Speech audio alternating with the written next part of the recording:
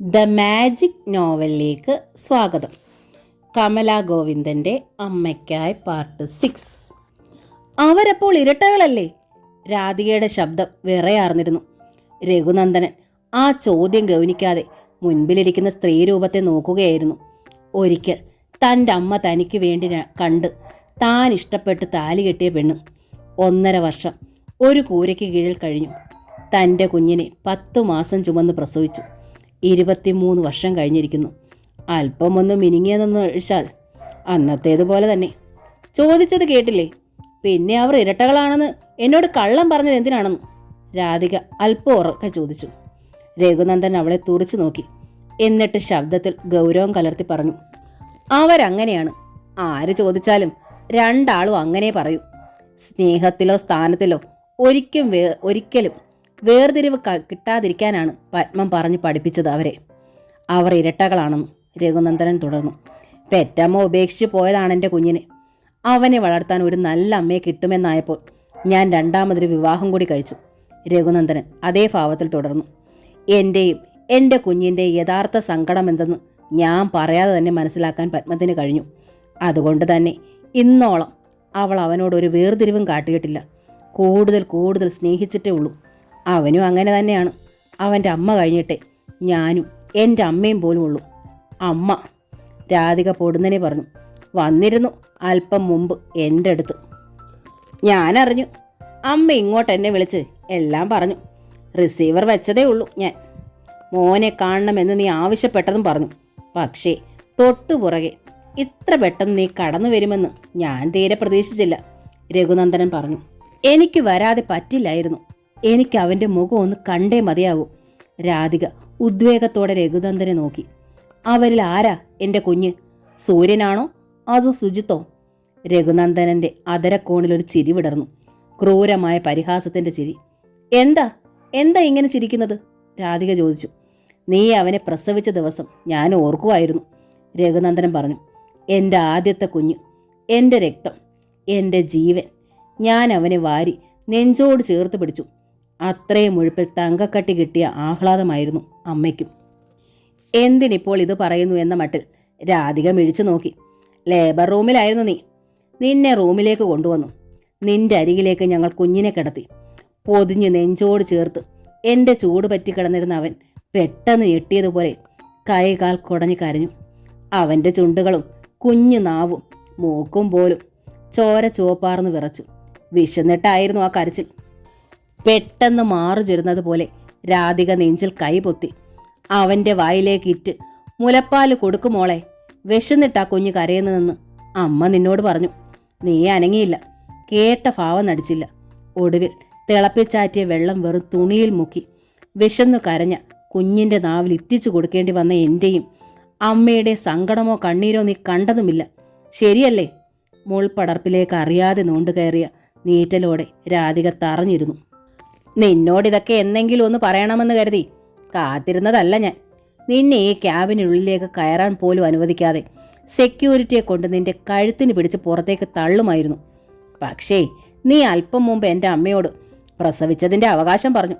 അതിനമ്മ പറയാത്ത മറുപടിയാണിത്, രഘുനന്ദനൻ കർശനമായി തുടർന്നു. വയറ്റിൽ കിടക്കുമ്പോഴേ കുഞ്ഞിന് അമ്മയുമായി പൊക്കിൾക്കൊടി ബന്ധമുള്ളൂ. പുറത്തേക്ക് തള്ളുന്നതോടെ പൊക്കിൾക്കൊടി മുറിയുന്നു, ബന്ധം അറ്റുപോകുന്നു. എന്നിട്ടും തിരിച്ചറിവില്ലാതെ മലർന്നു കിടക്കുന്ന പ്രായത്തിലും പെറ്റമ്മ അരികിലെത്തുമ്പോൾ കുഞ്ഞ് ഇളക്കത്തോടെ കൈകാൽ കുടഞ്ഞ് തിരിച്ചറിവിൻ്റെ ആരവം മുഴക്കും. എങ്ങനെയെന്നോ? കുഞ്ഞിനെ അതീവ സ്നേഹത്തോടെ നെഞ്ചോടടുക്കി പിടിച്ചിരുന്ന് തലോടിക്കൊണ്ട് മുലയൂട്ടും പെറ്റ തള്ളമാര്. അമ്മയുടെ സ്പർശനവും മുലപ്പാലിൻ്റെ മണവും കുഞ്ഞ് തിരിച്ചറിയും. അമ്മയെ തിരിച്ചറിയും, അമ്മ കുഞ്ഞിനെയും. ആ തിരിച്ചറിവ് പട്ടടയോളം നിലനിൽക്കും. രാധിക തറഞ്ഞിരുന്നു. രഘുനന്ദനൻ നിർത്താനായിരുന്നില്ല ഭാവം. ഒരമ്മയും മകനും ഏത് രാജ്യത്ത് വെച്ച് ഏതൊരു ഇരുട്ടിലും ഏതാൾക്കൂട്ടത്തിന് നടുവിലും പരസ്പരം തിരിച്ചറിയും. അത് രക്തത്തിലൂടെ കിട്ടുന്ന കാന്തിക ശക്തിയാണ്. പക്ഷേ 23 വയസ്സായ നിന്റെ മകൻ മുൻപിൽ വന്ന് നിന്നിട്ട് നീ അവനെ തിരിച്ചറിഞ്ഞില്ല. അവൻ നിന്നെയും. കാരണം എന്തെന്നോ? നിനക്കവനിൽ അവകാശമില്ല, പ്രസവിച്ചതിൻ്റെ പേരിൽ പോലും. മനസ്സിലായോ? പക്ഷേ രാധികയുടെ തളർന്ന നാവിന് ചലനശക്തി കിട്ടി. നോ, രഘുനന്ദൻ വിരൽ കൊണ്ട് വിലക്കി. ഇനി നീ ഒറ്റ അക്ഷരം പോലും മിണ്ടണ്ട. 23-ാം വയസ്സിൽ വിശപ്പ് തീർക്കാൻ എൻ്റെ മകന് നിന്റെ മുലപ്പാൽ വേണ്ട, വളർത്താൻ പുതിയൊരമ്മയും വേണ്ട. കത്തുന്ന മെഴുകുതിരിയായി രാധിക ഉരുകി. അവൾ അതിദീനതയോടെ ഒന്നുകൂടി കൈകൂപ്പാൻ ശ്രമിച്ചു. പറയില്ല എന്നത് രഘുനന്ദൻ്റെ അവസാന വാക്കാണ്. അതിനി മാറ്റി പറയാൻ വേണ്ടി കാത്തിരിക്കണ്ട, നിനക്ക് പോകാം.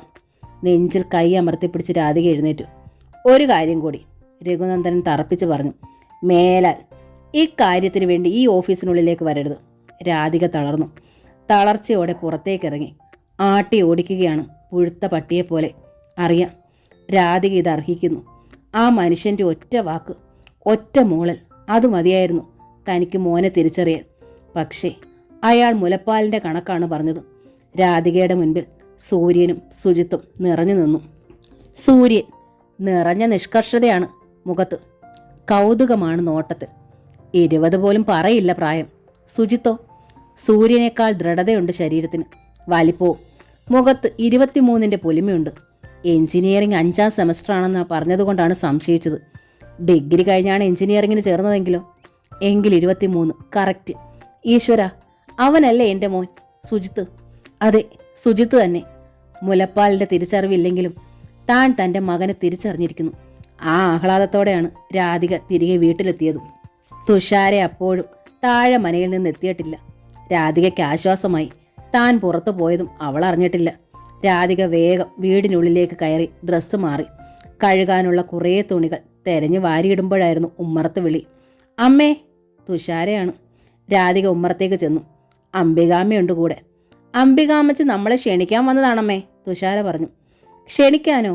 എന്താ വിശേഷിച്ച്? രാധിക ചോദിച്ചു. നാളെ എൻ്റെ പിറന്നാളാണ്. ഉച്ചയൂണ് 2 ആൾക്കും താഴെ മനയിൽ. അംബികാമ്മ ആഹ്ലാദവതിയായി ചിരിച്ചു. കാര്യമായ ആഘോഷമൊന്നും ഉണ്ടാവില്ല. എന്നാലും എല്ലാ വർഷവും പായസം വെച്ച് ഒരുമിച്ചിരുന്ന് ഉണ്ണണമെന്ന് രഘുവിന് നിർബന്ധമാണ്. അവൻ്റെ അമ്മയ്ക്കും അത് നിർബന്ധമാണ്. രാധികയ്ക്ക് പെട്ടെന്നൊരു ബുദ്ധി തോന്നി. ഈ അമ്മ സംസാരപ്രിയയാണ്. സംസാരത്തിനൊരു ചാല് കീറിയാൽ തൻ്റെ മകൻ ആരാണെന്ന് ഇവരുടെ നാവിൽ നിന്നും ഈ നിമിഷം അറിയാം. രാധിക കൗശലത്തോടെ ചോദിച്ചു. പത്മേച്ചിയുടെ ഭർത്താവിൻ്റെ അമ്മ അംബികാമ്മയുടെ ബർത്ത്ഡേ പ്രമാണിച്ച് വന്നതാണോ? ഹേയ്, രാജലക്ഷ്മി എന്നും രഘുവിൻ്റെ കൂടെ തന്നെയാ. ഇങ്ങനെ സ്നേഹമുള്ളൊരമ്മയും മോനും. അംബികാമ്മ തുടർന്നു. തിരുവല്ലയ്ക്കടുത്തായിരുന്നു വീട്. കല്യാണം കഴിഞ്ഞപ്പോൾ പിന്നെ രഘു അതങ്ങ് വിറ്റു. എല്ലാവരുടെ ഇവിടെ ഒരുമിച്ച് താമസിക്കുന്നതല്ലേ സന്തോഷം. പത്മയ്ക്ക് രാജലക്ഷ്മി എന്ന് വെച്ചാൽ എന്നെക്കാളും കാര്യമാണ്. തിരിച്ചങ്ങോട്ട് രാജലക്ഷ്മിക്ക് അങ്ങനെ തന്നെ ആകട്ടോ, അംബികാമ്മ നിർത്താതെ പറഞ്ഞു. കുറച്ച് ദിവസമായിട്ട് രാജലക്ഷ്മി മകളുടെ കൂടെയായിരുന്നു. ശരിയാണ്, രാജലക്ഷ്മിക്ക് രഘുനന്ദനെ കൂടാതെ ഒരു മകൾ കൂടിയുണ്ട്, മീനാക്ഷി. താൻ അയാളും അയാളുടെ ഭാര്യയായി ആ വീട്ടിൽ ചെല്ലുമ്പോൾ മീനാക്ഷി ഡിഗ്രിക്ക് പഠിക്കുകയായിരുന്നു. ഇവിടെ പത്മയുടെ കൂടെ നിന്നല്ലേ മീനാക്ഷി പഠിപ്പ് പൂർത്തിയാക്കിയത്. കോളേജ് ലെക്ചററാ. കടപ്പാട്ടൂരപ്പൻ്റെ തൃപ്പാദത്തിൽ വെച്ചായിരുന്നു ആ കുട്ടിയുടെ കല്യാണം. കൊല്ലത്തുള്ളൊരു എഞ്ചിനീയറാ കെട്ടിയേക്കുന്നത്. ഈയിടെ കോളേജിൽ പോയപ്പം ഒരു ചെറിയ ആക്സിഡൻറ്റ്. കടപ്പാട്ടൂരപ്പൻ സഹായിച്ചിട്ട് കാലിൻ്റെ എല്ലിനൊരു ചെറിയ പൊട്ടൽ, അത്രയേ ഉള്ളൂ. പക്ഷെ അതുപോരെ പെറ്റ തള്ളയുടെ ചങ്ക് പിടയ്ക്കാൻ. ഓടിപ്പോയതാ രാജലക്ഷ്മി. ഇന്നലെ തിരിച്ചു വന്നതേ ഉള്ളൂ.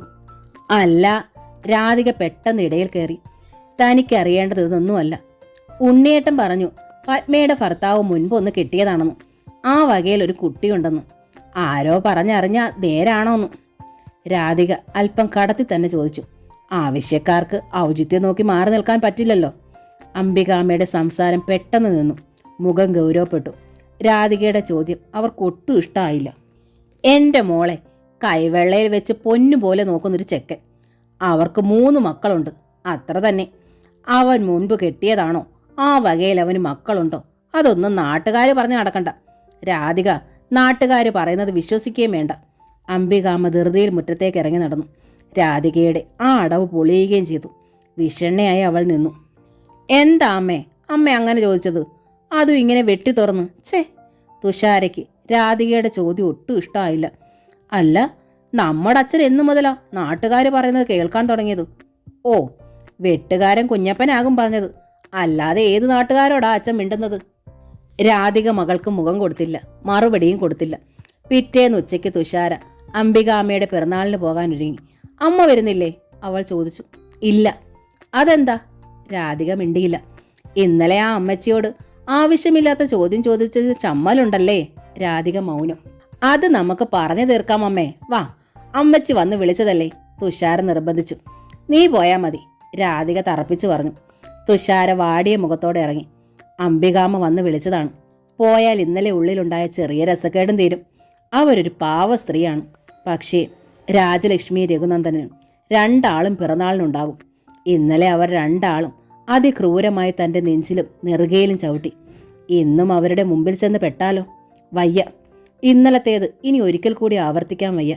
പക്ഷേ പോയാൽ ഒരിക്കൽ കൂടി തൻ്റെ മകൻ്റെ മുഖം കാണാമായിരുന്നു. ഒരിക്കൽ കൂടി. എങ്ങനെ? തുഷാര ചെല്ലുമ്പോൾ താഴെ മനയിലെ അടുക്കളയിൽ സദ്യ ഉണ്ടാക്കുന്ന തിരക്കാണ്. ഓമനയുടെ അംബികാമ്മയുടെയും കൂടെ പത്മിനിയും രാജലക്ഷ്മി രഘുനന്ദനും കൂടിയിരുന്നു. പായസം വാങ്ങുന്ന ബഹളമാണ്. സുമി മാത്രം ഉമ്മറത്തുണ്ട്. മുറ്റത്തെ കുറ്റിമുല്ലയിൽ നിന്ന് പൊട്ടിച്ചെടുത്ത പൂ കോർക്കുകയാണവൾ. സൂര്യേട്ടനും സുജിത്തേട്ടനും എവിടെ? ശബ്ദമൊന്നും കേൾക്കുന്നില്ലല്ലോ. ഹായ് തുമ്പിച്ചേച്ചി. തുഷാരയെ കണ്ടതും ആഹ്ലാദത്തോടെ സുമി വിളിച്ചു. ബാ, നമുക്ക് മുല്ലപ്പൂ കോർക്കാം, ഒരുപാടുണ്ട്. തുഷാര അവൾക്കരികിലേക്ക് ചെല്ലുമ്പോഴാണ് അടുക്കളയിൽ നിന്ന് പാചകത്തിനിടയിൽ രഘുനന്ദനൻ ഉമ്മറത്തേക്ക് ഇറങ്ങി വന്നത്. അച്ഛാ, ദേ തുമ്പിച്ചേച്ചി, സുമി പറഞ്ഞു. രഘുനന്ദനൻ തുഷാരയുടെ മുഖത്തേക്ക് നോക്കി. രാധികയുടെ മകൾ, ഒരു സുന്ദരി കുട്ടി, ചെമ്പകം പൂത്തു നിൽക്കും പോലെ. ഇതേ രൂപമായിരുന്നു അന്ന് രാധികയുടെ കഴുത്തിൽ താൻ താലി ചാർത്തുമ്പോൾ അവൾക്കും. അച്ഛനെന്താ തുമ്പിച്ചേച്ചിയോട് മിണ്ടാത്തത്? സുമി ചോദിച്ചു. പിണങ്ങിയിട്ടാ? പിണക്കോ? എന്തിന്? രഘുനന്ദനൻ ചോദിച്ചു. അന്ന് അച്ഛൻ മുകളിൽ നിന്ന് താഴെ വന്നപ്പോഴേക്കും തുമ്പിച്ചേച്ചി അമ്മയും പോയി കളഞ്ഞില്ലേ? ശരിയാണ്, അന്ന് രാധിക തന്നെ കണ്ടപാടെ ഇറങ്ങി ഓടിയതെന്തിനെന്ന് തനിക്കറിയാം. ഈ കുട്ടിക്കറിയോ സ്വന്തം അമ്മ ചെയ്ത തെറ്റെന്തെന്നും? രഘുനന്ദനൻ തുഷാരയുടെ മുഖത്തേക്ക് സൂക്ഷിച്ചു നോക്കി. അറിയില്ല. നിഷ്കളങ്കത ഓളം തല്ലുന്ന മുഖം, തന്നോടുള്ള ആദരവ് മുഖത്ത്. രഘുനന്ദന് തോന്നി, പാവം, ഈ കുട്ടിയോട് താൻ എന്തിനു പിണങ്ങുന്നു? തൻ്റെ സുമിയെപ്പോലെ തന്നെ ഇരിക്കുന്നു. രഘുനന്ദനൻ തുഷാരയെ നോക്കി ഹൃദ്യമായിട്ടൊന്ന് ചിരിച്ചു. എന്നിട്ട് പറഞ്ഞു, കുട്ടി വരച്ച ചിത്രങ്ങൾ ഓമനെ എന്നെ കാട്ടി. നന്നായിരിക്കുന്നു കേട്ടോ. തുഷാരയ്ക്ക് ഇതിൽ പരം ഒരു സന്തോഷം ഇനിയെന്ത്? തൻ്റെ അച്ഛൻ താൻ വരയ്ക്കുന്ന ചിത്രങ്ങൾ ഒരിക്കലും ശ്രദ്ധിച്ചിട്ടില്ല, അഭിനന്ദിച്ചിട്ടുമില്ല. ഇതാ ആദ്യമായി അഭിനന്ദിക്കാൻ ഒരച്ഛൻ, അതും സൂര്യേട്ടൻ്റെ അച്ഛൻ. തുഷാര ഭവ്യതയോടെ പുഞ്ചിച്ചിരിച്ചു. അപ്പോഴാണ് ഗേറ്റ് കടന്ന് 2 ബൈക്കുകൾ ഒരുമിച്ച് വന്ന് മുറ്റത്ത് നിന്നത്. സൂര്യനും സുജിത്തും ചാടിയിറങ്ങി. തുഷാരയെ ഉമ്മറത്ത് വെച്ച് കണ്ടതും രണ്ടാളും അവൾക്കരികിലേക്ക് ഓടി വന്നു. ഞങ്ങൾ നെറ്റിൽ നോക്കുമായിരുന്നു തുമ്പി. എൻട്രൻസിൻ്റെ റിസൾട്ട് വന്നിട്ടുണ്ട്. താൻ റാങ്ക് ലിസ്റ്റിലുണ്ട്. 11,001 നമ്പർ. മെറിറ്റിൽ തന്നെ കിട്ടും. സുജിത്ത് ശ്വാസം വിടാതെ നിന്ന് പറഞ്ഞു. ഓപ്ഷൻ സെൻറ് ജോസഫിൽ കൊടുത്താൽ മതി, അഡ്മിഷൻ തീർച്ചയായും കിട്ടും, സൂര്യൻ പറഞ്ഞു. ഉവ്വോ, എന്നാൽ പിന്നെ സുജിക്കൊരു കൂട്ടായല്ലോ. അവൻ ഒറ്റയ്ക്കാ പോകുന്നതെന്നുള്ള പരാതിയും തീരും, രഘുനന്ദനൻ ചിരിയോടെ പറഞ്ഞു. നേരെ അച്ഛാ, ഇവൻ്റെ ബൈക്കിൻ്റെ പിൻസീറ്റിലിരിക്കാൻ ആരുമില്ലെന്ന പരാതിയും തീരും, സൂര്യൻ പറഞ്ഞു. രഘുനന്ദനൻ സൂര്യന് നേരെ തിരിഞ്ഞു. ഈ തുമ്പി നന്നായി വരയ്ക്കുമടാ സൂര്യയെ. ഇത്തിരി പ്രൊഫഷണൽ ടച്ചിൻ്റെ പോരായ്മയുള്ളൂ. നിനക്ക് സമയം പോലെ ഈ കുട്ടിയൊന്ന് ഹെൽപ്പ് ചെയ്തൂടെ മോനെ? പിന്നെന്താ അച്ഛാ, തുമ്പിക്കുട്ടി വന്നോട്ടെ, ഞാൻ ഹെൽപ്പ് ചെയ്യാമല്ലോ. സൂര്യൻ ഉള്ളിലെ ആഹ്ലാദം കൊണ്ട് തുള്ളിച്ചാടി. തുഷാര അവനെ ഒന്ന് പാളി നോക്കി ഒരു നിറച്ചിരി സമ്മാനിച്ചു. അതൊന്നും വേണ്ട. പെട്ടെന്നാണ് രാജലക്ഷ്മി ഇറങ്ങി വന്നത്. ഒപ്പമുണ്ട് പത്മിനിയും. ഒന്നിച്ചുള്ള കോളേജിൽ പോക്കും ചിത്രം പഠിക്കലും അതൊന്നും ശരിയാവത്തില്ല. വേണ്ടാത്ത ശീലങ്ങളാ, രാജലക്ഷ്മി പറഞ്ഞു. എന്താമേ ഇത്? പത്മിനി സ്നേഹപൂർവ്വം തിരുത്തി. നമ്മളെ പോലെയല്ല ഇപ്പോഴത്തെ കുട്ടികൾക്ക്, നമ്മളെക്കാൾ തിരിച്ചറിവുണ്ട്. വേണ്ടാത്ത ശീലങ്ങളൊന്നും അവർക്കുണ്ടാവില്ല. സൂര്യനും സുജിത്തിനും സന്തോഷമായി, തുഷാരയ്ക്കും. മുറ്റത്തിനപ്പുറത്ത് പാവലിൻ്റെയും കോവലിൻ്റെയും പടർന്നു കയറിയ പന്തലിനപ്പുറം നിന്ന് എല്ലാം കാണുകയായിരുന്നു രാധിക. ആരും അറിയാതെ അവൾ വേഗം മടങ്ങി.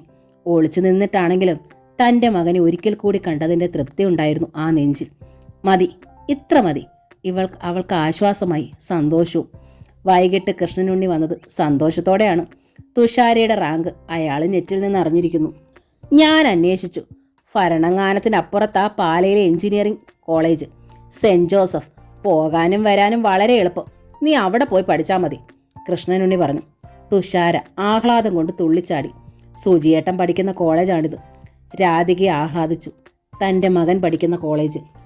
എഞ്ചിനീയറിങ്ങിനും മെഡിസിനുമുള്ള സീറ്റിന് വേണ്ടിയുള്ള കൗൺസിലിംഗ് ഈ വർഷം മുതൽ ഓൺലൈനിലാണ്. ഇൻ്റർനെറ്റ് കണക്ഷൻ ഉണ്ടെങ്കിൽ വീട്ടിലിരുന്ന് തന്നെ ഓപ്ഷൻ എടുക്കാം. തുഷാരയ്ക്ക് ഒരു കമ്പ്യൂട്ടറുണ്ട്, പക്ഷെ നെറ്റ് കണക്ഷൻ ഇല്ല. ആരാമത്തിൽ നെറ്റ് കണക്ഷൻ ഉണ്ട്. സൂര്യേട്ടനോടോ സുജിയേട്ടനോടോ പറഞ്ഞാൽ ചെയ്തു തരും. അത് പക്ഷേ അച്ഛനോട് പറയാനാവില്ലല്ലോ. തുഷാര പറഞ്ഞില്ല. കൃഷ്ണനുണ്ണി തന്നെ ഓപ്ഷൻ തയ്യാറാക്കി. പൊൻകുന്നത്ത് ട്രഷറി ഓഫീസിനടുത്തൊരു ഇന്റർനെറ്റ് കഫേ ഉണ്ട്, ലിറ്റിൽ കിങ്. അവിടെ കൊടുത്തു.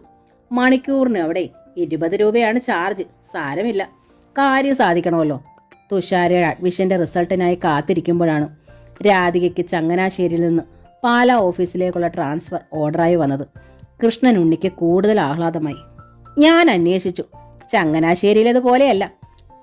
ഇവിടുത്തെ അസിസ്റ്റന്റ് ഡയറക്ടർ ഒരു സ്ത്രീയാണ്, നിർമ്മല പോൾ. ഒന്നും പേടിക്കാനില്ല, അയാൾ പറഞ്ഞു. നീയും അവരും മാത്രമേ ഉള്ളൂ അവിടെ. രാധിക കൃഷ്ണനുണ്ണിയുടെ മുഖത്തെ ആഹ്ലാദം കണ്ടു. ചങ്ങനാശ്ശേരിയിലെ അസിസ്റ്റന്റ് ഡയറക്ടർ പുരുഷനായിരുന്നു, ജോർജ് കോശി സർ. അതുകൊണ്ട് കൃഷ്ണനുണ്ണി സംശയിച്ച് എപ്പോഴും വിളിച്ചിരുന്നു. താൻ ഓഫീസറുടെ കൂടെ പോകുമോ എന്ന് ഭയന്നു. ദാ ഇവിടെ മഹാഭാഗ്യം, തൻ്റെ പുതിയ ഓഫീസർ സ്ത്രീയാണ്. പാലായിലെ അഗ്രികൾച്ചർ ഓഫീസിൽ അവരെ കൂടാതെ സ്റ്റാഫായി താൻ മാത്രമേ ഉള്ളൂ. 2 സ്ത്രീകൾ മാത്രം ഒരുമിച്ചിരിക്കുന്ന ഓഫീസിൽ തൻ്റെ ഭർത്താവിന് എന്ത് ഭയപ്പെടാൻ? രാധികയ്ക്ക് തന്നോട് തന്നെ അറപ്പ് തോന്നി. പിറ്റേന്ന് രാധിക പോകാനൊരുങ്ങി. ചങ്ങനാശ്ശേരിയിലെത്തി ജോർജ് കോശി സാറിൻ്റെ അടുത്ത് ട്രാൻസ്ഫർ ഓർഡർ കാട്ടിയിട്ട് അവിടെ നിന്ന് റിലീവിംഗ് ഓർഡർ വാങ്ങണം. അതുമായി പാലായിലെ ഓഫീസിലെത്തി വീണ്ടും ജോയിൻ ചെയ്യണം. ഞാൻ ഇന്ന് ലീവ് എടുത്തു. ഞാനും നിൻ്റെ കൂടെ വരാം. നീ തനിയെ അങ്ങോട്ടും ഇങ്ങോട്ടും അങ്ങനെ നടക്കണ്ട, കൃഷ്ണനുണ്ണി പറഞ്ഞു. തനിക്ക് തനിച്ച് ചെയ്യാനാവുന്നതേ ഉള്ളൂ, ചെയ്തിട്ടുമുണ്ട്. എങ്കിലും രാധിക എതിർത്തില്ല. അയാളുടെ ബൈക്കിന് പിന്നിൽ കയറിയിരുന്നു. ചങ്ങനാശ്ശേരിയിലെ ഓഫീസിൽ നിന്നും വിടുതൽ സർട്ടിഫിക്കറ്റ് കിട്ടിയപ്പോൾ ഉച്ചയാകാറായി. 2 മണിക്ക് മുമ്പ് പാലായിലെ ഓഫീസിലെത്തിയാൽ ആഫ്റ്റർനൂൺ വെച്ച് ജോയിൻ ചെയ്ത് ഒപ്പിടാം, കൃഷ്ണനുണ്ണി പറഞ്ഞു. ഇരുവരും പാലയിലേക്ക് തിരിച്ചു. പാല മഹാറാണി ഹോട്ടലിനും George Thomas Kottukappally memorial town ഹാളിനും എതിരെയുള്ള വഴിയെ അല്പം കയറ്റം കയറിപ്പോയാൽ മിനി സിവിൽ സ്റ്റേഷനായി. 4ാം നിലയെ സ്റ്റെയർ കേസിന് നേരെ കാണുന്നതാണ് agricultural office. Assistant director Nirmala Paul സീറ്റിൽ തന്നെ ഉണ്ടായിരുന്നു. ഭംഗിയും പ്രൗഢിയും ഒരുപോലെ തിളങ്ങുന്ന മുഖം, 40 മേൽ പ്രായം. കൃഷ്ണനുണ്ണിയും രാധികയും കടന്നു ചെന്നു. റിലീവിംഗ് ഓർഡറും ജോയിനിങ് റിപ്പോർട്ടും രാധിക വെച്ച് നീട്ടിക്കൊണ്ട് സ്വയം പരിചയപ്പെടുത്തി. ഇരിക്കൂ രണ്ടാളും, നിർമ്മല പോൾ പറഞ്ഞു. കൃഷ്ണനുണ്ണിയും രാധികയും ഇരുന്നു. നിർമ്മല പോൾ അവരെ നോക്കി ഹൃദ്യമായി ചിരിച്ചു. ചേരുന്ന ജോഡികൾ. മനസ്സിൽ അങ്ങനെയൊന്ന് പറഞ്ഞുകൊണ്ട് അവർ രാധികയുടെ ജോയിനിങ് റിപ്പോർട്ട് കയ്യിലെടുത്ത് വായിക്കാൻ തുടങ്ങി. കൃഷ്ണനുണ്ണി അമ്പരപ്പോടെ ആ മുറി ശ്രദ്ധിച്ചു. ഒറ്റ ടേബിൾ മാത്രം. അത് നിർമ്മല പോളിന് മാത്രമുള്ള സീറ്റാണ്, ചെറിയ മുറിയും. അപ്പോൾ ക്ലർക്ക് എവിടെ ഇരിക്കും? കൃഷ്ണനുണ്ണി ആ ചോദ്യം ഉറക്കെ ചോദിച്ചു. നിർമ്മല പോൾ പുഞ്ചിരിച്ചു. രാധികയുടെ സീറ്റ് അപ്പുറത്താണ്, സ്റ്റെയർ കേസിനപ്പുറത്ത് വലത് സൈഡിൽ ആദ്യം കാണുന്ന റൂം, അവർ പറഞ്ഞു. അപ്പോൾ ഈ റൂമിലല്ലേ? അല്ല, നിർമ്മല പോൾ വീണ്ടും പറഞ്ഞു. കൃഷ്ണനുണ്ണിയുടെ നെറ്റിയിൽ ചുളിവുകൾ വീണു. അയാൾ വേഗം പുറത്തേക്കിറങ്ങി. വലത് സൈഡിൽ ആദ്യം കണ്ട റൂമിലേക്ക് കയറി. വിശാലമായൊരു മുറി, 4-5 ടേബിളുകൾ, കസേരകൾ, ഫയൽ നിറഞ്ഞ റാക്കുകൾ. സ്റ്റാഫായ ഈ റൂമിൽ ഒരേ ഒരാൾ, ക്ലാർക്ക്, രാധിക. രാധിക തനിച്ച്, ഒരു പ്യൂൺ പോലും ഇല്ല. ആർക്കും സ്വതന്ത്രമായി ഈ മുറിയിലേക്ക് കയറി വരാം, എന്ത് സംഭവിക്കാം, ഒരാളും അറിയില്ല. കൃഷ്ണനുണ്ണിയുടെ ചോരയ്ക്ക് തീ പിടിച്ചു. നെറ്റിയിലെ ഞരമ്പുകൾ എഴുന്നേറ്റ് നിന്നു. ഒരു കുതിപ്പിനയാൾ അസിസ്റ്റന്റ് ഡയറക്ടറുടെ റൂമിലേക്ക് തിരിച്ചെത്തി. നോ, ഇവിടെ പറ്റില്ല, ഇവളിവിടെ ജോയിൻ ചെയ്യുന്നില്ല, കൃഷ്ണനുണ്ണി ശബ്ദമുയർത്തി. എന്താ, എന്തു പറ്റി? നിർമ്മല അപ്പോൾ അമ്പരന്നു. ഇവളെ ഒറ്റയ്ക്ക് മുറിയിലെടുത്താൻ എനിക്ക് മനസ്സില്ല, പോരെ? പറയുക മാത്രമല്ല, നിർമ്മല പോൾ സൈൻ ചെയ്ത സീൽ വെച്ച രാധികയുടെ ജോയിനിങ് റിപ്പോർട്ട് കൃഷ്ണനുണ്ണി ടേബിളിൽ നിന്ന് വലിച്ചെടുത്തു. എന്നിട്ടത് കുനുകുനെ കീറിക്കളഞ്ഞു. നിർമ്മല പോൾ അന്താളിച്ചു. കൃഷ്ണനുണ്ണിയുടെ കണ്ണുകളിലെ തീ കണ്ടു നടുങ്ങി. വിറച്ചു നിന്നു രാധികയും. എന്താ മിസ്റ്റർ നിങ്ങൾ പറഞ്ഞത്? ഒറ്റയ്ക്കാ മുറിയിലിരുത്താൻ മനസ്സില്ലെന്നോ? എന്താ കാര്യം? നിർമ്മല പോളിന്റെ മുഖത്ത് പെട്ടെന്ന് ഗൗരവം നിറഞ്ഞു. ഇവിടെ ഞാൻ ഉദ്ദേശിച്ചതുപോലല്ല സാറേ, ഒട്ടും ശരിയാവില്ല. ഞങ്ങൾ മടങ്ങിപ്പോകുക, കൃഷ്ണനുണ്ണി വീണ്ടും പറഞ്ഞു. മടങ്ങിപ്പോകാനോ? രാധിക ആന്തലോടെ കൃഷ്ണനുണ്ണിയെ നോക്കി. എന്തു പറ്റി ഉണ്ണിയേട്ടാ? എന്തു പറ്റിയെന്നോ? വാ പറയാം. കൃഷ്ണനുണ്ണി ഒരാവേശം പോലെ രാധികയുടെ കയ്യിൽ പിടിച്ച് പുറത്തേക്ക് വലിച്ചു. നിർമ്മല അപ്പോൾ കൃഷ്ണനുണ്ണിയുടെ മുഖത്തെ അസഹ്യതയും തിടുക്കവും ശ്രദ്ധിച്ചു. സർ, ഞാൻ ഇപ്പോൾ വരാം, ക്ഷമാപണം പോലെ രാധിക നിർമ്മല പോളിനോട് പറഞ്ഞു. എന്നിട്ട് കൃഷ്ണനുണ്ണിയോടൊപ്പം പുറത്തേക്കിറങ്ങി. വലതുവശത്തെ റൂമിലേക്കാണ് കൃഷ്ണനുണ്ണി രാധികയെ നയിച്ചത്. കണ്ടോ? അയാൾ മുറിയാകെ ചൂണ്ടിക്കാട്ടി. രാധിക കണ്ടു. വിശാലമായ മുറി, മേശകൾ, കസേരകൾ, ഫയൽ റാക്കുകൾ എല്ലാം ഉണ്ട്. ഇവിടെ എന്താ വിശേഷിച്ച്? രാധയ്ക്ക് മനസ്സിലായില്ല. വിശേഷിച്ചൊന്നുമില്ല. ഇന്ന് വർക്കിംഗ് ഡേ അല്ലേ? എന്നിട്ട് ഈ റൂമിൽ ആരെങ്കിലും ഉണ്ടോ? ഇല്ല. നീ മാത്രമേ സ്റ്റാഫായിട്ടുണ്ടാവൂ. അതാ പ്രശ്നം.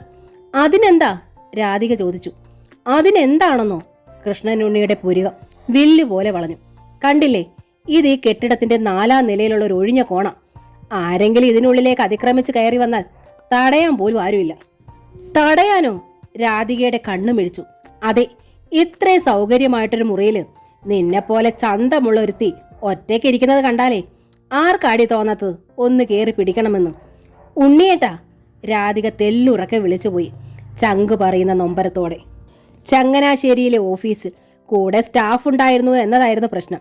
അതുകൊണ്ട് മിക്ക ദിവസവും അങ്ങോട്ട് വിളിക്കും. അല്ലെങ്കിൽ അപ്രതീക്ഷിതമായി കയറി വരും. താൻ അവിടെ തന്നെ ഉണ്ടോ അതോ ഓഫീസിലുള്ള ഏതെങ്കിലും പുരുഷന്റെ ഒപ്പം പോയോ? അതായിരുന്നു സംശയം. ഇവിടെയോ താനും ഓഫീസറും മാത്രം, 2 സ്ത്രീകൾ. എന്നിട്ടും പ്രശ്നം. ഓഫീസ് റൂം വലുതായി. ഏതായാലും നീ ഇവിടെ ജോയിൻ ചെയ്യണ്ട, കൃഷ്ണനുണ്ണി തറപ്പിച്ച് പറഞ്ഞു. പാമ്പാടിയിലേക്കോ കോട്ടയത്തേക്കോ ട്രാൻസ്ഫർ കിട്ടുമെന്ന് നോക്കാം. എന്താണ് ഈ പറയുന്നത്? രാധയ്ക്ക് വെപ്രാളമായി. ചങ്ങനാശ്ശേരിയിൽ നിന്ന് ഇങ്ങോട്ട് ഈ ട്രാൻസ്ഫർ കിട്ടിയത് തന്നെ എത്ര പാടുപെട്ടിട്ടാണ്, എത്ര പണം മുടക്കിയിട്ടാണ്. ഇനി അത് എളുപ്പമാണോ ഉണ്ണിയേട്ടാ? എളുപ്പത്തിൽ കിട്ടിയില്ലെങ്കിൽ കിട്ടുന്നത് വരെ ലീവ് എടുക്കണം. കൃഷ്ണനുണ്ണിക്ക് ഒന്നും ആലോചിക്കേണ്ടിയിരുന്നില്ല. ലീവ് എടുക്കാനോ? രാധിക അന്താളിച്ചു. എങ്ങനെ ലീവ് എടുക്കും? ഏത് ഓഫീസിൽ നിന്നിന് ഞാൻ ലീവ് മേടിക്കും? ചങ്ങനാശ്ശേരിയിൽ നിന്ന് റിലീവിംഗ് ഓർഡർ വാങ്ങി ഞാൻ അവിടെ നിന്ന് വിട്ടുപോന്നു. ഇവിടെ വന്ന് ഞാൻ ജോയിൻ ചെയ്തിട്ടുമില്ല. പിന്നെ എനിക്ക് ആര് ലീവ് തരും? ഞാനിപ്പോൾ സർവീസിലല്ലല്ലോ. കൃഷ്ണനുണ്ണി അമ്പരന്ന് പോയി.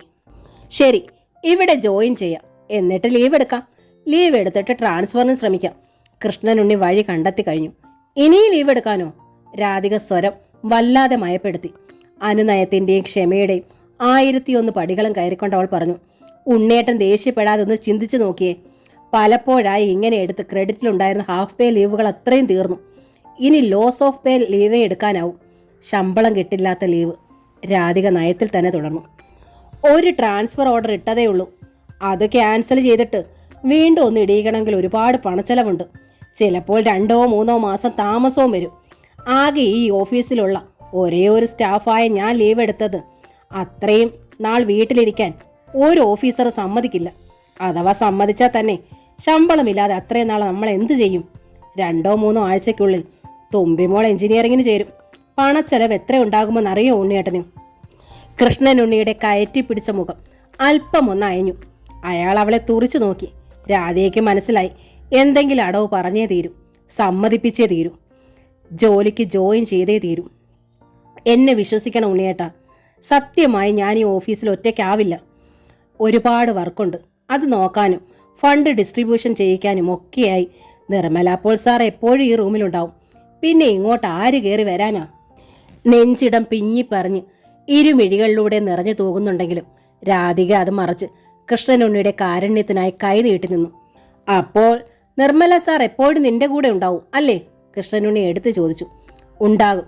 രാധയ്ക്ക് മനസ്സിലായി കൃഷ്ണനുണ്ണി അല്പം ഒന്ന് അയഞ്ഞു എന്നു.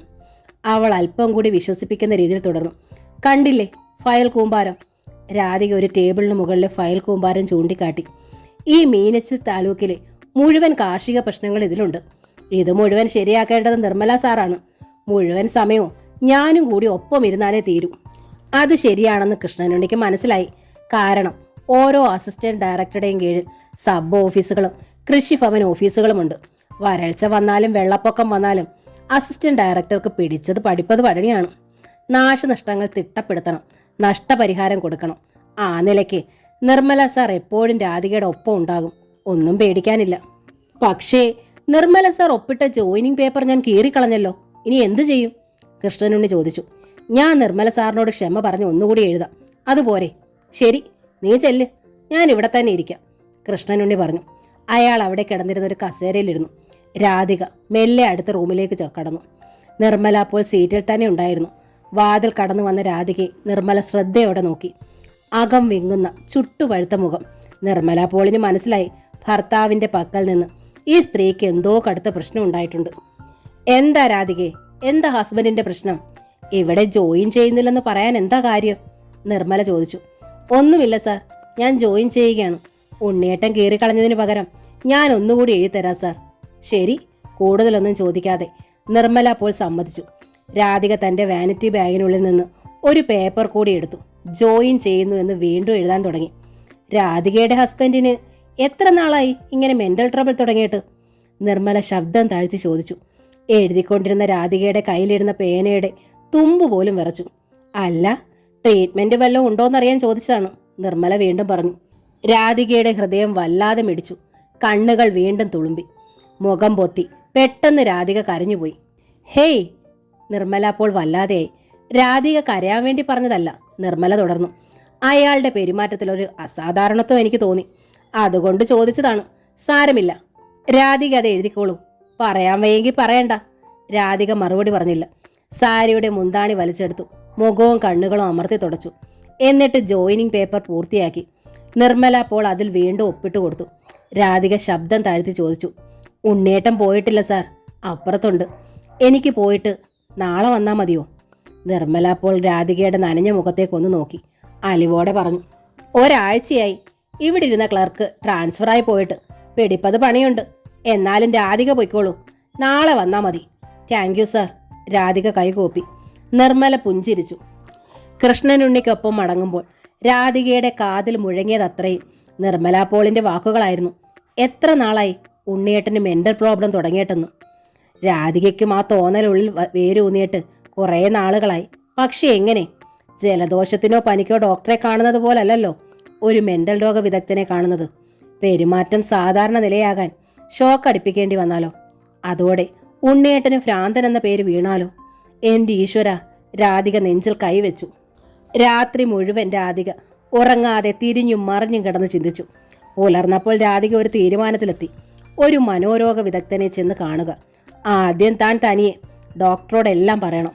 മറ്റുള്ളവർ പറയുന്നത് പോലെ ഉണ്ണിയേട്ടൻ ഈ ചെയ്തു വെക്കുന്നതൊക്കെ ഒരു മെന്റൽ പ്രോബ്ലത്തിന്റെ വകഭേദങ്ങളാണോ എന്ന് ഡോക്ടർ പറയുമോ എന്നറിയട്ടെ, പിന്നെയല്ലേ ചികിത്സ. ഏതായാലും ഇനി ഒട്ടും വൈകിക്കൂടാ. രാധിക ആ ഉറച്ച തീരുമാനത്തോടെ ഓഫീസിലേക്ക് പോയി.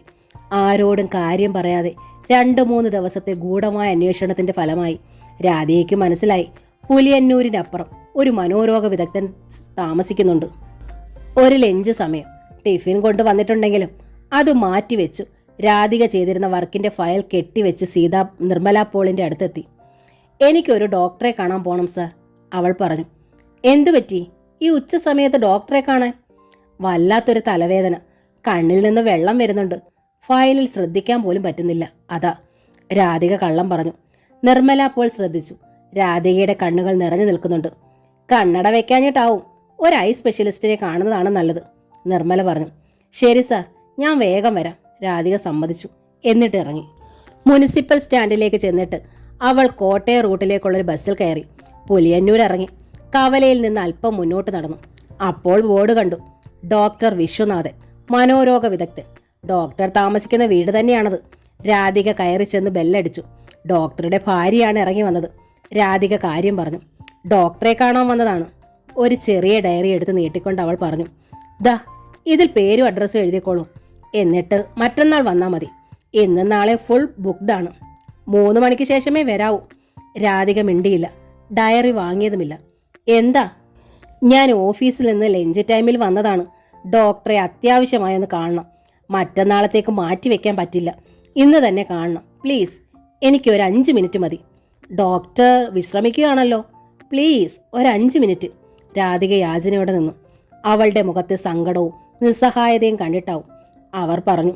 ആ പോർച്ചിലേക്ക് കയറിയിരിക്കൂ, ഞാൻ പറഞ്ഞു നോക്കാം. രാധിക പോർച്ചിലേക്ക് കയറിയിരുന്നു. അവളുടെ ഭാഗ്യം. പോർച്ചിലെ വാതിൽ തുറക്കപ്പെട്ടു. തലയിൽ നരയുള്ള ഒരു മുഖം പ്രത്യക്ഷപ്പെട്ടു. ഡോക്ടർ വിശ്വനാഥൻ. വരൂ, അദ്ദേഹം ക്ഷണിച്ചു. ശാന്തവും പ്രൗഢവുമായ സ്വരം. രാധിക എഴുന്നേറ്റു. ദൈവത്തിന്റെ സന്നിധിയിലേക്ക് എന്നവണ്ണം കടന്നു ചെന്നു. ഒന്നുകിൽ ഉണ്ണിയേട്ടന് രോഗമില്ലെന്ന് ഇയാൾ പറയും, അല്ലെങ്കിൽ ചികിത്സിച്ച് ഭേദമാക്കും. രണ്ടായാലും അവൾക്ക് അദ്ദേഹം ദൈവം തന്നെ. മുടിയിൽ ഒരുപാട് നരയുണ്ടെങ്കിലും അദ്ദേഹത്തിന് 50-ലധികം വയസ്സ് പ്രായമില്ലെന്ന് തോന്നി രാധികയ്ക്ക്. അദ്ദേഹത്തിന് മുൻപിൽ പ്രാർത്ഥനയോടെ അവൾ ഇരുന്നു. ഏത് ഓഫീസിലാണ് ജോലിയെന്നാ പറഞ്ഞത്? ഡോക്ടർ ചോദിച്ചു. ഞാൻ സിവിൽ സ്റ്റേഷനിലാണ്, അഗ്രികൾച്ചർ ഓഫീസിൽ. ശരി, എന്താണ് പ്രോബ്ലം? പറയൂ. പ്രോബ്ലം എൻ്റെ ഭർത്താവിനാണ് ഡോക്ടർ. രാധിക മെല്ലെ പറഞ്ഞു. എന്നിട്ട് ഭർത്താവ് എവിടെ? വന്നില്ല. അതെന്താ? ഡോക്ടർ വിശ്വനാഥന്റെ നെറ്റി ചുളിഞ്ഞു. അദ്ദേഹം ചെയ്യുന്നതൊക്കെ ഒരു രോഗമാണോ എന്ന് എനിക്കറിയില്ല ഡോക്ടർ. അദ്ദേഹത്തോട് എനിക്കത് പറയാനുമാകില്ല. പക്ഷേ ആളെ പരിചയപ്പെട്ട 1-2 പേരെന്നോട് പറഞ്ഞു അദ്ദേഹം അബ്നോർമലാണെന്ന്, എന്തെങ്കിലും ട്രീറ്റ്മെൻറ്റ് എടുക്കണമെന്ന്. എന്താണ് ചെയ്യേണ്ടതെന്ന് എനിക്കറിയില്ല. അദ്ദേഹം അറിയാതെ, ആരും അറിയാതെ വന്നതാണ് ഞാൻ. ഡോക്ടർ അവളെ ശ്രദ്ധയോടെ നോക്കിയിരുന്നു. അവളുടെ മുഖത്തെ വിങ്ങൽ, മിഴികളിലെ സങ്കടം എല്ലാം ഒന്നളക്കുന്നത് പോലെ. ഭർത്താവ് ചെയ്യുന്നതൊക്കെ ഒരു രോഗമാണോ എന്ന് നിങ്ങൾ സംശയിക്കാൻ എന്താ കാരണം? ഡോക്ടർ ചോദിച്ചു. എന്നെ സംശയമാണ് അദ്ദേഹത്തിന്, രാധിക മടിച്ചു പറഞ്ഞു. എന്ന് വെച്ചാ ഒന്ന് വിശദീകരിക്കൂ, ഡോക്ടർ പറഞ്ഞു. കൃഷ്ണനുണ്ണിയുടെ ഭാവം അത്രയും രാധിക വിവരിച്ചു പറഞ്ഞു. ഡോക്ടർ ശ്രദ്ധയോടെ എല്ലാം കേട്ടു. നിങ്ങളോട് ആ മനുഷ്യൻ എങ്ങനെ? സ്നേഹത്തിലാണോ? അതെ, എങ്ങനെ വഴക്കുണ്ടാക്കാത്ത സമയത്ത് എന്നെ മോളെയും ജീവനാണ്, രാധിക പറഞ്ഞു. ആകട്ടെ, നിങ്ങളുടെ ഭാഗം പറയൂ. ഒരു തെറ്റുമില്ലേ? തെറ്റോ? രാധികയ്ക്ക് അത് മനസ്സിലായില്ല. എങ്ങനെ സംശയത്തിന്റെ ഒരു തീപ്പൊരി ഭർത്താവിന്റെ മനസ്സിൽ വീഴത്തക്ക വിധം എന്തെങ്കിലും ഒരു വീഴ്ച ഉണ്ടായിട്ടുണ്ടോ? ഇല്ല ഡോക്ടർ, രാധിക അമ്പരന്നു. നിങ്ങൾ വന്നത് നിങ്ങളുടെ ഭർത്താവിന്റെ രോഗം കണ്ടെത്തി ചികിത്സിച്ച് ഭേദപ്പെടുത്താനാണ്, ശരിയല്ലേ? അതെ. എങ്കിലൊന്നും മറച്ചു വെക്കരുത്. സത്യം മാത്രമേ എന്നോട് പറയാവൂ. സത്യമാണ് ഡോക്ടർ, രാധിക ആണയിട്ടു. ഞാൻ ഒരു തെറ്റും ചെയ്തിട്ടില്ല. ഉണ്ണിയേട്ടനും മോളും, അതാണെൻ്റെ ലോകം. മനസ്സിൽ പോലും മറ്റൊരാളെക്കുറിച്ച് ഞാൻ സ്വപ്നം കണ്ടിട്ടില്ല. സത്യം. അവൾ തുടർന്നു. ഞാൻ ചെയ്തിട്ടില്ലാത്തതൊക്കെ ചെയ്തു എന്ന് ഉണ്ണിയേട്ടൻ പറയും. അതിൻ്റെ പേരിലാണ് വഴക്ക് എന്നും വീട്ടിൽ വെച്ചായിരുന്നു. പക്ഷേ ആദ്യമായി കഴിഞ്ഞ ദിവസം അതെൻ്റെ ഓഫീസിൽ വെച്ചുണ്ടായി. ഇനിയെങ്കിലും ഒരു ഡോക്ടറെ കണ്ട് സംസാരിച്ചില്ലെങ്കിൽ അത് അപകടമാകുമെന്ന് ഭയന്നിട്ടാണ് ഞാൻ ഈ ലഞ്ച് ടൈമിൽ ഓടി വന്നത്. രാധികയുടെ ചൊടികൾ പോലും സങ്കടം കൊണ്ട് വിറച്ചു. നിങ്ങൾ പറഞ്ഞ ലക്ഷണങ്ങൾ വെച്ച് നോക്കിയാൽ ഇത് പാരനോയിഡ് സ്കിസോഫ്രേനിയ എന്ന രോഗമാണ്. Paranoid schizophrenia? രാധികയ്ക്കൊന്നും മനസ്സിലായില്ല. ഇത്തരം സംശയരോഗികൾ ഞങ്ങൾ മെഡിക്കൽ സയൻസിൽ പറയുന്ന പേരാണ്. അത്തരക്കാരാണ്. ഇവർ കാണാത്തത് കണ്ടെന്ന് പറയും, ചെയ്യാത്തത് ചെയ്തെന്ന് ആരോപിക്കും. എപ്പോഴും ഇവർക്ക് സംശയമാണ്. സംശയം തീർക്കാൻ സത്യം ചെയ്യിക്കും. ശരിയാണ്, രാധിക പറഞ്ഞു ആവേശത്തോടെ. എന്നെ കൊണ്ട് എന്ന് സത്യം ചെയ്യിക്കും? യെസ്, സത്യം ചെയ്യിക്കുന്നത് അവരുടെ തന്നെ താൽക്കാലികമായ മനസ്സിന്റെ തുലനത്തിന് വേണ്ടിയാണ്. പക്ഷേ വീണ്ടും തുലനം നഷ്ടപ്പെടും. ഒരുതരം മെന്റൽ ഡിസോർഡർ. അപ്പോൾ എൻ്റെ ഭർത്താവിന് പാരനോയിഡ് സ്കിസോഫ്രേനിയ എന്ന അസുഖമാണോ ഡോക്ടർ? രാധിക പരിഭ്രാന്തിയോടെ ചോദിച്ചു. എന്ന് ഞാൻ പറഞ്ഞില്ല. നിങ്ങൾ പറഞ്ഞ ലക്ഷണങ്ങൾ ഒരു പാരനോയിഡ് സ്കിസോഫ്രീനിയ എന്ന രോഗിയുടേതാണ് എന്ന് പറഞ്ഞെന്നേ ഉള്ളൂ. രാധിക മിഴിച്ചു നോക്കി. നിങ്ങളുടെ ഭർത്താവിൻ്റെ ഇത്രയും ലക്ഷണങ്ങൾ വെച്ച് മാത്രം രോഗം നിർണ്ണയിക്കാനാവില്ല. ആദ്യം നിങ്ങൾ ചെയ്യേണ്ടത് അയാളെ കൂടെ കൊണ്ടുവരിക എന്നതാണ്. രാധിക തറഞ്ഞിരുന്നു. നിങ്ങൾ വന്നത് ഒരു ജലദോഷത്തിനോ തലവേദനയ്ക്കോ മരുന്ന് വാങ്ങാനല്ല, മനോരോഗത്തിന് ചികിത്സ ചെയ്യാനാണ്, ശരിയല്ലേ? അതെ. അതിന് പേഷ്യൻ്റ് വന്നേ മതിയാകൂ. എനിക്ക് അയാളെ കാണണം, സംസാരിക്കണം, പെരുമാറ്റങ്ങൾ സ്റ്റഡി ചെയ്യണം. എങ്കിലേ രോഗം ശരിയായി നിർണ്ണയിക്കാനാവും, പെരുമാറ്റ വൈകല്യം കണ്ടുപിടിക്കാനാവും. രാധികയുടെ മുഖത്ത് നിസ്സഹായത പെരുകി. ഞാൻ എങ്ങനെ ഇത് പറയും ഡോക്ടർ? രാധിക തേങ്ങി. നിങ്ങൾ പറഞ്ഞാലും അയാൾ വരില്ല. കാരണം നിങ്ങളെയാണ് അയാൾ സംശയിക്കുന്നത്. ആ നിലയ്ക്ക് നിങ്ങൾ ഇക്കാര്യം പറഞ്ഞാൽ അയാളുടെ നില കൂടുതൽ വഷളാവുകയുള്ളൂ, ഡോക്ടർ തുടർന്നു. പാരനോയിഡ് സ്കിസോഫ്രേനിയ ആണ് രോഗമെങ്കിൽ അയാൾ ട്രീറ്റ്മെൻ്റ് എടുക്കാൻ ഒരിക്കലും തയ്യാറാവില്ല. ബട്ട് അയാൾക്ക് ഏറെ പ്രിയപ്പെട്ട ഒരു സുഹൃത്തോ ഒരു ബന്ധുവോ ഉണ്ടാകുമല്ലോ. അവരുടെ പൂർണ്ണ സഹകരണത്തോടെയും സ്നേഹത്തോടെയും പറഞ്ഞ് എങ്ങനെയും ഡോക്ടറുടെ അടുത്തെത്തിക്കണം. കൃഷ്ണനുണ്ണിക്ക് ആരാണ് പ്രിയപ്പെട്ട ബന്ധു, ആരാണ് സുഹൃത്ത്? ഇന്നോളം അങ്ങനെ ഒരാളെയും രാധിക കണ്ടിട്ടില്ല. രാധികയുടെ മുഖത്ത് അന്താളിപ്പ് ഡോക്ടർ വിശ്വനാഥൻ ശ്രദ്ധിച്ചു. എന്നിട്ട് അല്പം ഗൗരവത്തോടെ തന്നെ തുടർന്നു. നിങ്ങൾ ഞാനീ പറയുന്നത് ശരിക്കും ഗൗരവത്തോടെ തന്നെ എടുക്കണം. ടെൻഷനാണ് ഈ രോഗത്തിൻ്റെ പ്രധാന ലക്ഷണം. ശരിയാണ്, കൃഷ്ണനുണ്ണിക്ക് എപ്പോഴും ടെൻഷനാണ്. അത് രാധികയ്ക്കറിയാം. ഇത് പിടിപെട്ടാൽ പിന്നെ ഒരിക്കലും ഈ രോഗം വേരോടെ നശിപ്പിക്കാനാവില്ല. ടെൻഷൻ കുറയ്ക്കുക, അതുമാത്രമാണ് ട്രീറ്റ്മെൻറ്റ്. അത് ചെയ്തില്ലെങ്കിൽ ഫലം ദുരന്തമായിരിക്കും. ദുരന്തമോ? രാധിക വിറയ്ക്കാൻ തുടങ്ങി. യെസ്, നിങ്ങൾ ആ മനുഷ്യൻ്റെ ഭാര്യയാണ്. നിങ്ങളത് അറിഞ്ഞിരിക്കണം. ടെൻഷൻ ഇരട്ടിച്ചാൽ അയാൾക്ക് എന്തും ചെയ്യാം, ഡോക്ടർ തുടർന്നു. സംശയം മൂത്ത് നിങ്ങളെ കൊല്ലാം. വീട്ടിൽ കയറി വരുന്ന അന്യനായൊരു പുരുഷനെ സംശയിച്ച് വെട്ടിക്കൊല്ലാം. അതൊന്നുമില്ലെങ്കിൽ അയാളുടെ തന്നെ മരണം സ്വയം. അയ്യോ നിർത്ത്! രാധിക 2 ചെവിയും പൊത്തിപ്പിടിച്ച് അടക്കിയ സ്വരത്തിൽ നിലവിളിച്ചു. രാധികയുടെ വിളറിയ മുഖവും ഭയന്ന മിഴികളും നിലവിളിയും ഒക്കെ ഡോക്ടർ വിശ്വനാഥൻ ശ്രദ്ധിച്ചു. അദ്ദേഹം ശാന്തമായി തുടർന്നു. നിങ്ങളെ ഭയപ്പെടുത്താൻ വേണ്ടി പറഞ്ഞതല്ല ഞാൻ. നിങ്ങൾ വിദ്യാഭ്യാസമുള്ള ആളാണ്, ഒരു ഉദ്യോഗസ്ഥയാണ്. ഒരു സാധാരണ വീട്ടമ്മയേക്കാൾ ധൈര്യത്തോടെ ഈ രോഗത്തിന്റെ തീക്ഷ്ണാവസ്ഥയെക്കുറിച്ച് അറിയാനും നേരിടാനും നിങ്ങൾക്ക് കഴിയുമെന്ന് തോന്നി. അതുകൊണ്ടാണ് തുറന്നു പറഞ്ഞത്. രാധിക അത് കേട്ടു. പെട്ടെന്ന് സമനിലയിലേക്ക് തിരിച്ചെത്താൻ വല്ലാതെ പാടുപെട്ടു. സാരിയുടെ മുന്താണി ഉയർത്തി മുഖവും കണ്ണുകളും അമർത്തി തുടച്ചുകൊണ്ട് അവൾ പറഞ്ഞു. പറഞ്ഞോളൂ ഡോക്ടർ.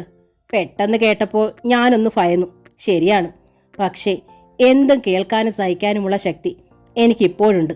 രാധിക തുടർന്നു. എനിക്കും എൻ്റെ മോൾക്കും ഈ ലോകത്തിൽ ഏക ആശ്രയമാണ് അദ്ദേഹം. അദ്ദേഹത്തിന് എന്തു തന്നെയായാലും എനിക്ക് രക്ഷിച്ചെടുത്തേ മതിയാകൂ. അതിനുവേണ്ടിയാണ് ഞാൻ ഓടി വന്നത്. എങ്ങനെയും ഞാൻ അദ്ദേഹത്തെ ഇവിടെ കൊണ്ടുവരും ഡോക്ടർ. ട്രീറ്റ്മെൻറ്റ് ചെയ്യിക്കും. അതുകൊണ്ട് എനിക്കെല്ലാം അറിയണം. യെസ്, നിങ്ങൾ അറിഞ്ഞിരിക്കണം. എല്ലാം അറിഞ്ഞേ തീരൂ. പാരനോയിഡ് സ്കിസോഫ്രേനിയ പിടിപെട്ട ഒരു രോഗിയെ സംബന്ധിച്ചിടത്തോളം ഡോക്ടറുടെ ചികിത്സയേക്കാൾ അയാളെ പൂർണ്ണമായും അറിഞ്ഞ് അലിവോടെ പരിചരിക്കുന്ന ഒരാളുടെ സ്നേഹവും സാമീപ്യവുമാണ് ഏറെ ആവശ്യം. ഡോക്ടർ വിശ്വനാഥൻ തുടർന്നു.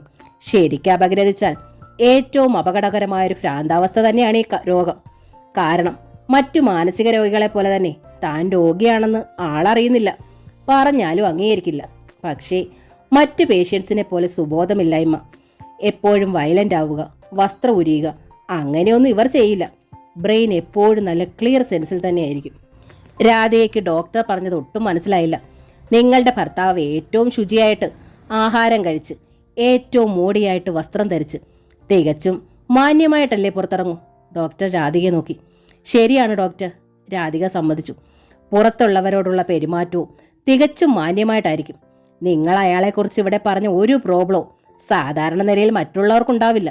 ഒഫീഷ്യൽ വർക്കിലും ഇവർ തികച്ചും എഫിഷ്യൻ്റ് ആയിരിക്കും. ഡോക്ടർക്കും തനിക്കും ഇടയിലുള്ള ടേബിളിലേക്ക് ബലമായി പിടിച്ചുകൊണ്ട് രാധിക പറഞ്ഞു. ശരിയാണ് ഡോക്ടർ, ഉണ്ണിയേട്ടൻ്റെ ഓഫീസിലുള്ള ഒരാളും ഇങ്ങനെ ഒരു അസാധാരണത്വത്തെക്കുറിച്ച് എന്നെ വിളിച്ചു പറഞ്ഞിട്ടില്ല. അവർ പറയില്ല. മാത്രമല്ല, അയാൾക്ക് ഇങ്ങനൊരു പ്രശ്നമുണ്ടെന്ന് നിങ്ങൾ പറഞ്ഞാൽ അയാൾ വിശ്വസിച്ചൊന്നും വരില്ല.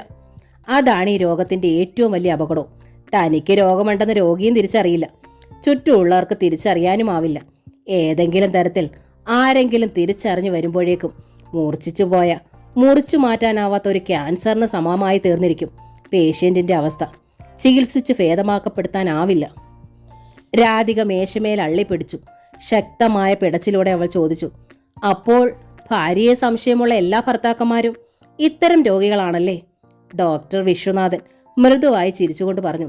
നോ നോ, ഭാര്യയെ സംശയമുള്ള എല്ലാവരും പാരനോയിഡ് സ്കിസോഫ്രീനിയ പിടിപെട്ടവരല്ല. എന്ന് മാത്രമല്ല, ഈ രോഗം പിടിപെടുന്നവരെല്ലാം ഭാര്യയെ സംശയിക്കുന്നവർ മാത്രം ആകണമെന്നുമില്ല. ഡോക്ടർ അലിവോടെ വിശദീകരിച്ചു. ഡോക്ടർ വിശ്വനാഥൻ തനിക്കു മുമ്പിൽ ആന്തലോടെ ഇരിക്കുന്ന രാധികയെ നോക്കി മൃദുവായി ചിരിച്ചു. എന്താ ഡോക്ടർ? രാധിക ചോദിച്ചു. നിങ്ങളുടെ ഭർത്താവിൻ്റെ ബ്രെയിൻ സ്വീകരിച്ചിരിക്കുന്ന രോഗത്തിൻ്റെ മെസ്സേജ് നിങ്ങളിൽ അന്യപുരുഷ സാമീപ്യമാണ്. ഡോക്ടർ, ഞാൻ? രാധിക വിമ്മിട്ടത്തോടെ നോക്കി. എനിക്കറിയാം, നിങ്ങൾ നിരപരാധിയാണ്. നിങ്ങൾ അല്പം വൈകി വീട്ടിൽ വരുന്നു. അല്ലെങ്കിൽ ഒരു പുരുഷൻ നിങ്ങളുടെ മുറ്റത്ത് വന്ന് അപ്പുറത്തേക്ക് പാസ് ചെയ്തു. അത്ര മതി കാരണം. അയാളുടെ ബ്രെയിൻ ഉടൻ വർക്ക് ചെയ്തു തുടങ്ങുന്നു. നിങ്ങൾ മറ്റൊരു പുരുഷനോടൊപ്പം കിടക്ക പങ്കിട്ടു എന്ന് തന്നെ അയാളുടെ ബ്രെയിൻ ഭാവന ചെയ്തു എന്ന് വരാം. പക്ഷേ ആ ഭാവന അയാളെ സംബന്ധിച്ചിടത്തോളം സത്യമാണ്. അയാൾ അത് കാണുന്നു. അതാണ് അയാൾ നിങ്ങളിൽ അടിച്ചേൽപ്പിക്കാൻ ശ്രമിക്കുന്നത്. രാധിക മിഴിച്ചിരുന്നു. ഭാവന സത്യമാണെന്നോ? അമ്മയ്ക്കായി എന്ന നോവലിൻ്റെ ഈ ഭാഗം ഇവിടെ പൂർണ്ണമാവുകയാണ്. ഉടൻ തന്നെ അടുത്ത ഭാഗം അപ്ലോഡ് ചെയ്യുന്നതായിരിക്കും. ഈ നോവൽ നിങ്ങൾക്ക് ഇഷ്ടമായെങ്കിൽ പ്ലീസ് ഒന്ന് ലൈക്ക് ചെയ്ത് ഷെയർ ചെയ്ത് സബ്സ്ക്രൈബ് ചെയ്യണേ. Thank you.